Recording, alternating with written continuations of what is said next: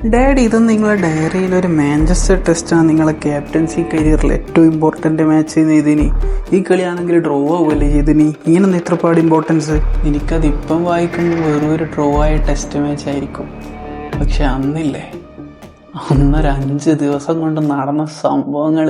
മാഞ്ചസ്റ്ററിൽ test കളിക്കാൻ വന്നിട്ട് തോക്കാണ്ട് ഇവിടുന്ന് പോകാൻ പറ്റുമെന്ന് തോന്നുന്നുണ്ടാ നിങ്ങൾക്ക്? ഗില്ലേ തോക്കൂന്ന് പറഞ്ഞിട്ട് കളി ഏകദേശം നമ്മൾ വിട്ടയാണ്. പക്ഷെ എന്നേരാന്ന് കാലിന് സുഖമില്ലാത്ത നമ്മളെ പന്ത് വന്ന് മുടന്തി ബാറ്റ് ചെയ്തേ.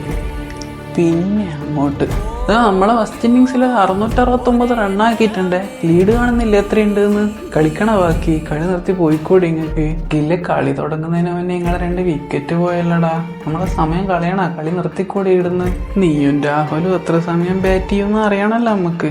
നിന്റെ രാഹുലിന്റെ വിക്കറ്റ് പോയില്ലേ, എനിക്ക് കാണിച്ചു തരാടാ. നമ്മള് സുന്ദറും ജഡേജും നിൽക്കുന്നുണ്ടെന്ന് വിചാരിച്ചിട്ട് നിങ്ങൾ ഡ്രോ ആക്കാന്നൊന്നും വിചാരിക്കണ്ട കേട്ടാ. നമ്മൾ തോപ്പിക്കും നിങ്ങളാ.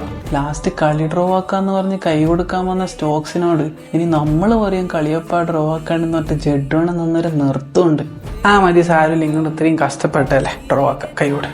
ഇത്രയായ സ്ഥിതിക്ക് ഇപ്പം നമുക്ക് ഡ്രോ വേണ്ട. ഇനി നമ്മൾ പറയും എപ്പോൾ ഡ്രോ ആക്കണമെന്ന്.